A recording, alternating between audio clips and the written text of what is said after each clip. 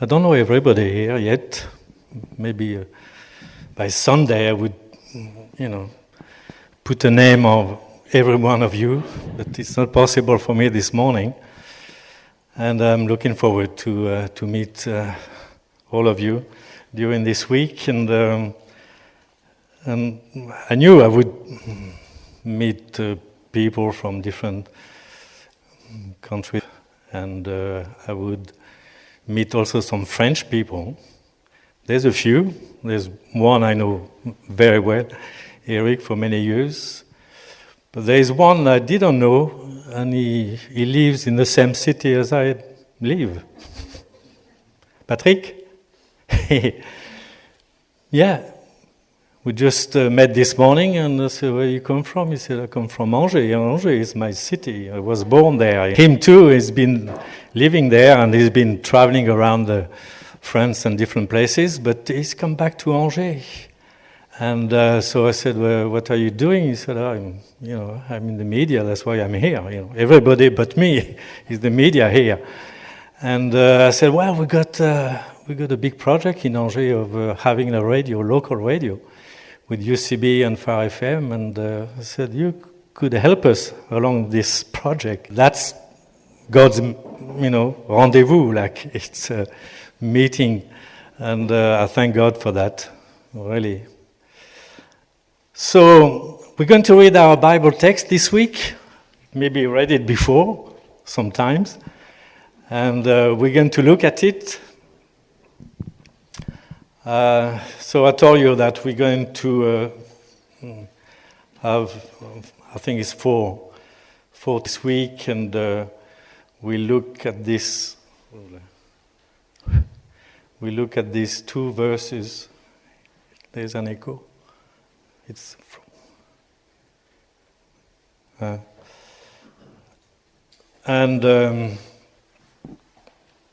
so we're going to read. So I'll make 4 steps in the study of these 2 verses.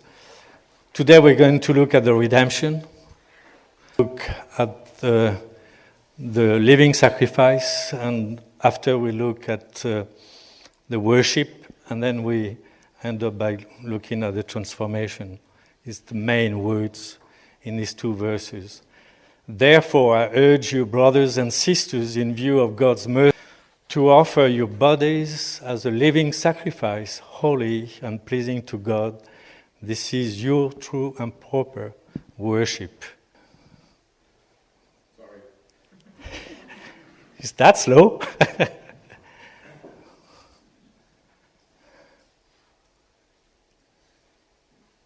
You won't be able to see the whole line.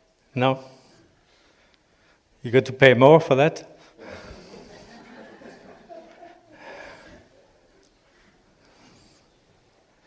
I wanted to read it in another version, to read a lot. It's from Eugene Peterson, The Message.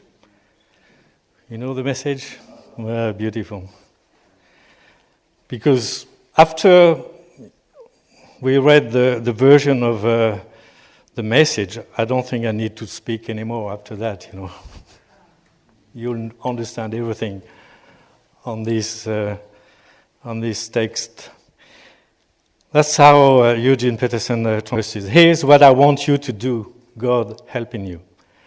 Take your everyday, ordinary life, your sleeping, your eating, going to work, and walking around life, and place it before God as an offering.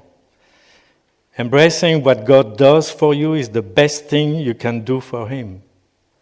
Don't become so well adjusted to your culture that you fit into it without even thinking. Instead, fix your attention on God. Change from the inside out. Readily recognize what He wants from you, and quickly respond to it. Unlike the culture around you, always dragging you down to its level of immaturity. God brings the best out of you, develops well-formed maturity in you. Perfect, huh?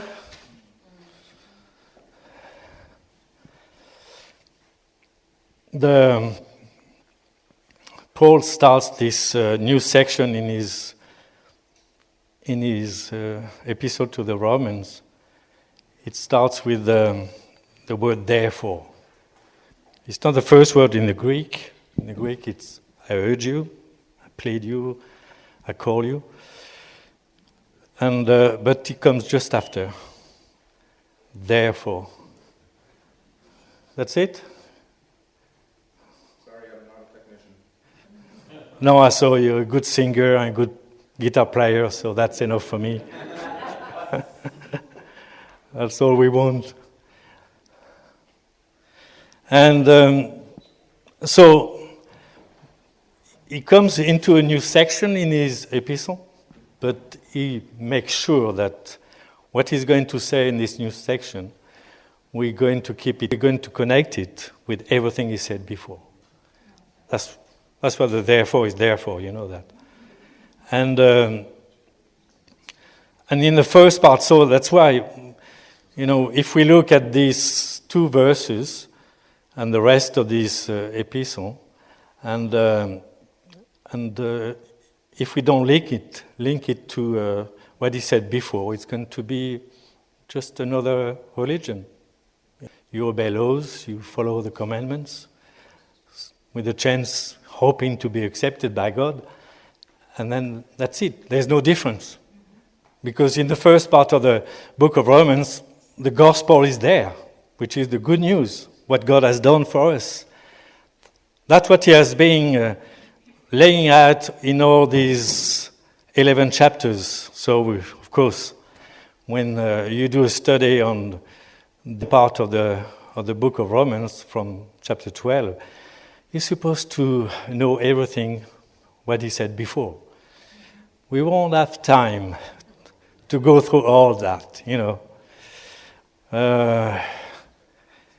He starts in this epistle talking a lot about sin, the sinfulness of man, you know, either the Jew or the pagans. The sinfulness, that's why we need some help because of the sinfulness of man. If we go back to the origin of sin, as you know, it's in Genesis 3. We got 2 chapters on creation, then the fall, and then after that, from chapter 4 of Genesis right to chapter 20 of the book of Revelation, main topic, which is the redemption. First part, the preparation of the redemption in the Old Testament, how God prepared a nation to bring out his son, the Messiah, and the realization of the redemption, of the salvation in the Gospels through Christ, and the application of the work of redemption that God has done, and we are still in this period of time. But it all started because this need of redemption, because of the sin that came into the man's heart. And if we try to understand what sin really is, we need to go back to what it says in Genesis 3, where God told them not to eat the fruit of the tree of the knowledge of good and evil. There's been many books written on that.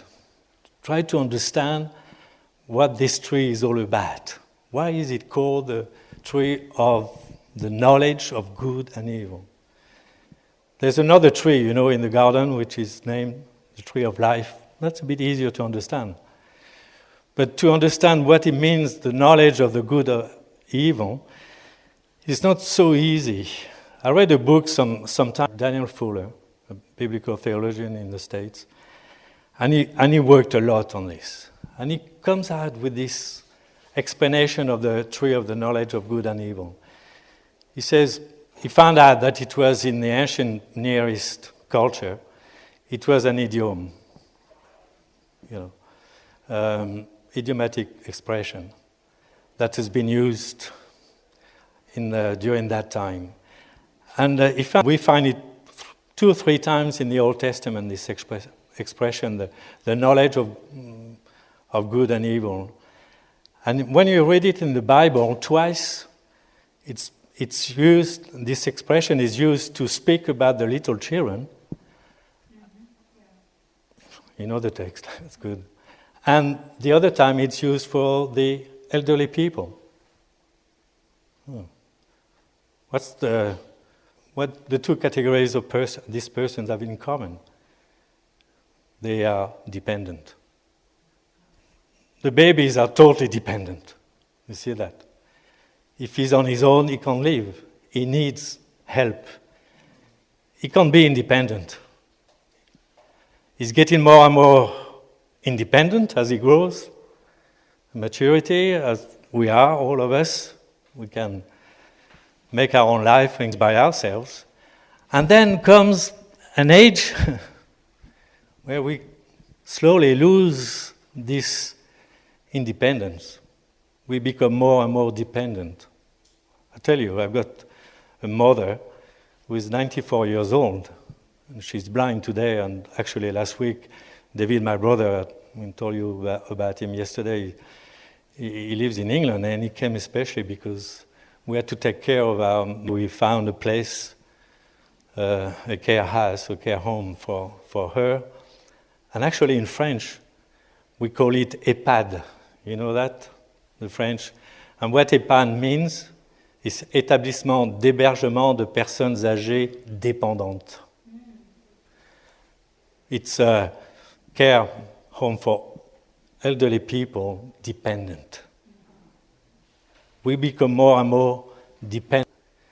So if you come back to the tree of the knowledge of good and evil, God has put these two people in his own image in the garden, saying to them, I want you to be fully dependent on me.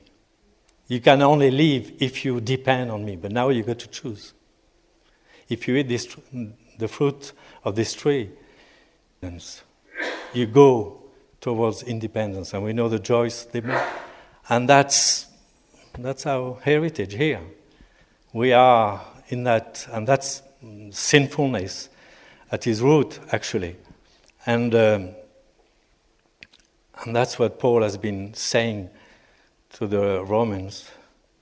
Actually, you know that Paul, when he wrote to the Romans, he never been to that church, and actually, you know, for that church to help him to go further, even to Spain. And when he writes to a church to present himself, you know what he sends? He sends a PhD in Christian doctrine. You know, got everything. That's Paul. So we got it there, and he develops all the work of God, our salvation, in different steps. And when it comes to the chapter 12, verse 1, he uses just one word to summarize everything he said before. And this word is mercy. Mercy.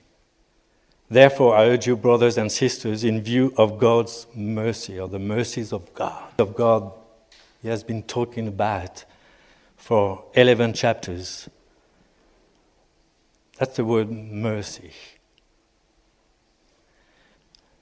In the Greek, it comes from another word, which is olive oil. And the oil, you know, at that time was used for healing. That's what the Good Samaritan did when he stopped by what was half dead. He put some oil on his body because of his pain and the bruise he had, and then if we want to understand what the mercy is all about, we know that it's a grace we receive and we don't deserve. It's like a compassion. It's not like if you have like a teacher in the school. I got two daughters. teachers. And if at the end of the year the students happy about their teacher, they want to make a gift to the teacher, they were not under obligation to that. It's not mercy. It's just a sign of gratefulness for what the teacher has done. It's not mercy at all. It's goodness, it's kindness, but it's not mercy. The mercy, it's something like, I will try to illustrate with this story I heard some time ago. She lived in an apartment, and she was single. She had a cat. You know about the cat lady in the States? I don't know. And she had a cat. She was just living there, peaceful lady. She was having a life. She wanted a peaceful life and quiet life. And then next door to her, a young lad came to live in that apartment. And this one he wanted and to enjoy as much as possible. So very often he invited his friends and had parties in his apartment with lots of noise, lots of music. And she was living next door. And you can understand that sometimes it was a bit too much. At 2 o'clock in the morning when the party was going on, and sometimes she even went to his door and said, "Can you put the music down? You know, it's too much." And not only he didn't do it, but he put it up, you know. And she had to suffer that for a long time. And one day she didn't hear any music anymore, any noise, slamming doors and all that. So she wondered what happened to him. She thought he moved out, but it lasted about a few weeks. And then one day she was coming back in the lobby. She met this young guy, and he's completely changed. He lost weight, and he was weak. And she said hello to him. She said it before, but before he never answered back. But this time he did. He said, "Good morning," and she said, "But what's happening with you? Well, you weren't there for some time." He said, "Yeah, I just came out of the hospital. I've got a cancer and chemo. So I'm going to stay here a few days and I have to go back to the hospital." And she looked at him and she said, "Do you want some help?" And he looked at her. He was very surprised, you know. And he said, "Yeah, I can help you. I mean, maybe you want something to eat, and I can prepare you a soup if you want for tonight." And he said yes. At night she went in his apartment and she brought him the soup for him to eat. And she said, "You know, if you need some shopping, if you need some help, you know, just call me, I'll be there." And then he looked at her and he said, "Why do you do that to me after what I've done to you for these many months?" He said, "The minimum you could do is to be indifferent to me. But you could start to put your music up now and slam your doors. It'd be my turn, you know, to suffer." And she said, "No." She said, "One day I received mercy. So because I received mercy, I can only give mercy. I didn't deserve what I received from God," and she gave a testimony. And of course, he was all moved and changed because of the testimony of this lady and how her attitude towards her. If we want to go back to what's behind the mercy of God, I think we've got to go back to what we read in the book of Exodus. It's one of the best in the Bible. It's when, it doesn't start very well, as you know, chapter 33 and chapter 34. It's just when Israel has been set free from the slavery in Egypt, And they are in the desert, and as you know, they go to the mountain. Moses received